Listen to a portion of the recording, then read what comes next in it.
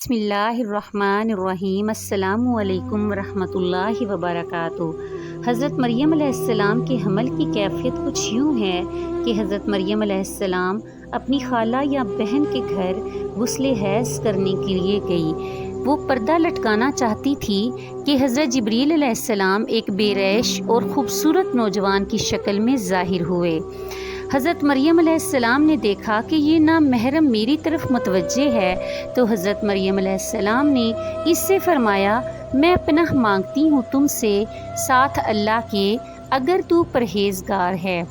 حضرت جبریل علیہ السلام نے کہا، میں وہ شخص نہیں ہوں کہ جس سے تو ڈرے، میں اللہ کا فرشتہ ہوں، تجھ کو پاکیزہ لڑکا بخشنے آیا ہوں، جس کو قرآن پاک نے یوں بیان فرمایا ہے۔ ترجمہ: فرشتوں نے کہا، اے مریم، اللہ تمہیں خوشخبری دیتے ہیں اپنی طرف سے ایک کلمے کی، اس کا نام مسیح عیسیٰ بن مریم ہوگا۔ وہ دنیا اور آخرت میں مرتبے والا ہوگا اور اللہ کے قریبی بندوں میں سے ہوگا۔ لوگوں سے باتیں کرے گا جب جھولے میں ہوگا اور جب پوری عمر کا ہوگا، اور وہ نیک بندوں میں سے ہوگا۔ حضرت مریم علیہ السلام نے جواب دیا، میرا بیٹا کیسے ہوگا کہ مجھے کسی بشر نے ہاتھ نہیں لگایا اور میں بدکار عورت بھی نہیں ہوں۔ حضرت جبریل علیہ السلام نے کہا، تیرا کہنا صحیح ہے، لیکن تیرے اللہ نے فرمایا ہے کہ میرے لیے بغیر باپ کے بیٹا دینا آسان ہے، جس کو قرآن پاک نے اس طرح بیان فرمایا ہے۔ ترجمہ: مریم نے کہا، اے میرے پیارے رب، میرے یہاں لڑکا کیسے ہوگا جب کسی مرد نے مجھے ہاتھ تک نہیں لگایا ہے؟ اللہ نے فرمایا، اسی طرح اللہ پیدا کرتا ہے جو چاہتا ہے۔ جب وہ کسی کام کا فیصلہ کر لیتا ہے تو اس کو کہتا ہے ہو جا، پس وہ ہو جاتا ہے۔ بی بی مریم علیہ السلام کو اسی وقت اتنی بڑی بشارت دی گئی کہ وہ نبی ہوگا، بنی اسرائیل اور تورات انجیل کا عالم ہوگا، اور وہ بڑے معجزوں والا ہوگا، جس کو قرآن پاک نے یوں بیان فرمایا ہے۔ ترجمہ: اور اللہ اس کو کتاب اور حکمت اور تورات اور انجیل سکھائے گا، اور وہ رسول ہوں گے بنی اسرائیل کی طرف۔ حضرت کی پیدائش، غرض یہ کہ تمام بشارتوں کے بعد حضرت جبریل علیہ السلام نے حضرت مریم علیہ السلام کے گریبان میں روح مبارک کو پھونک دیا، جس سے فی الفور حمل ہو گیا۔ حضرت مریم علیہ السلام فرمایا کرتی کہ دوران حمل تنہائی میں حضرت عیسیٰ علیہ السلام مجھ سے باتیں کرتے تھے اور مجمع میں خدا کی تسبیح بیان کرتے تھے، حالانکہ آپ علیہ السلام ابھی پیٹ میں تھے۔ حضرت مریم علیہ السلام اور آپ کی خالہ صاحبہ جب آپس میں ملاقات کرتی تھی تو ایسا معلوم ہوتا کہ خالہ کے پیٹ کا بچہ یعنی حضرت یحییٰ علیہ السلام بھانجی کے بچے یعنی حضرت عیسیٰ علیہ السلام کی طرف جھکتا ہے، یعنی سلام کرتا ہے۔ ابن کثیر۔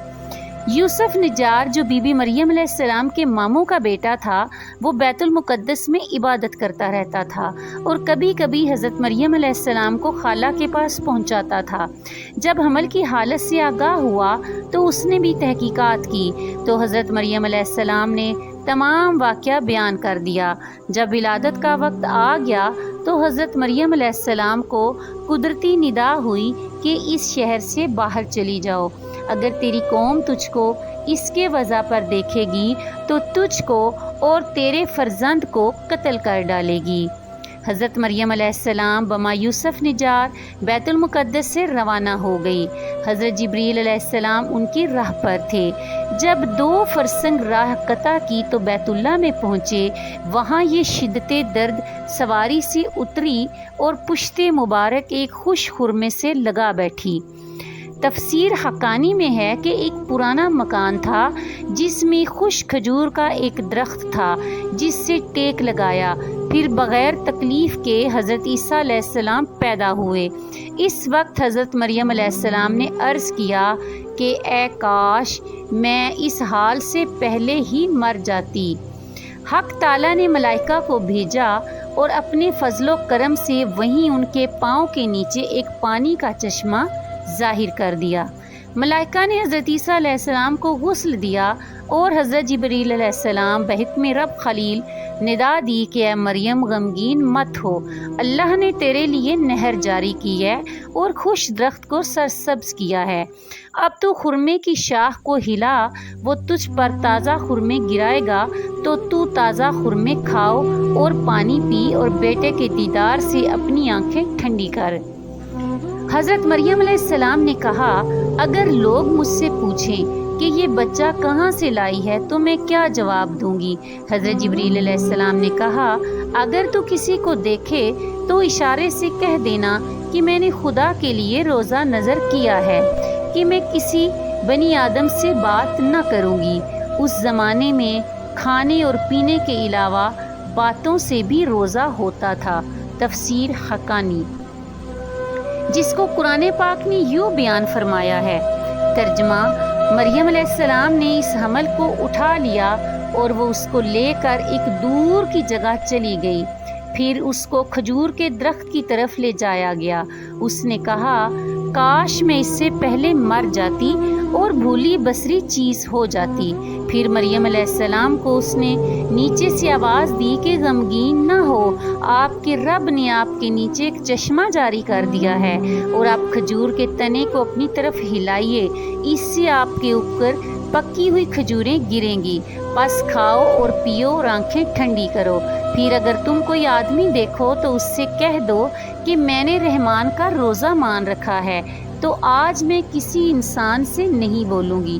حضرت ابن عباس رضی اللہ تعالی عنہ فرماتے ہیں کہ حضرت مریم علیہ السلام فرشتے کی بشارت سے بے غم ہو گئی اور نفاس کی مدت ختم ہونے تک 40 روز وہیں رہی، پھر اپنے گھر واپس آئی۔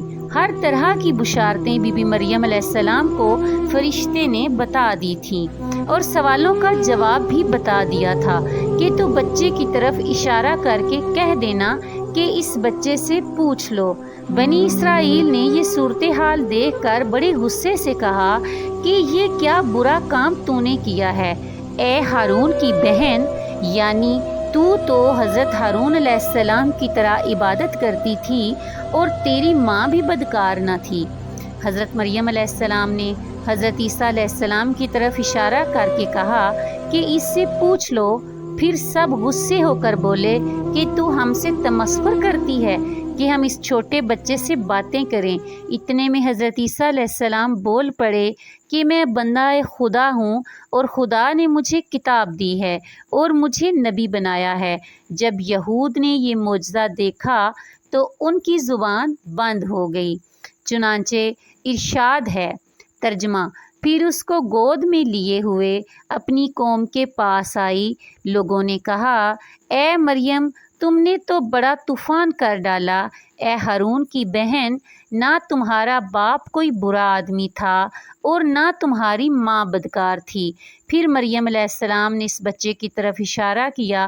لوگوں نے کہا کہ ہم اس سے کیسے بات کریں گے جو کہ گود میں بچہ ہے؟